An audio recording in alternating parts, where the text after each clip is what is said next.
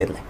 ते हाके बारामतीला आजपासून आरक्षण मोर्चा म्हणजे ओबीसी संघर्ष यात्रा सुरुवात होते बारामतीतून हाकेंच्या नेतृत्वाखाली. याच्यातून आणखीन एक आहे तुमचा पुढं प्रश्न येणारच आहे त्याचा, पण मी बी पुन्हा सांगतो की याच्यावरूनच मराठ्यांनी ओळखायचं मराठा आरक्षणात गेला.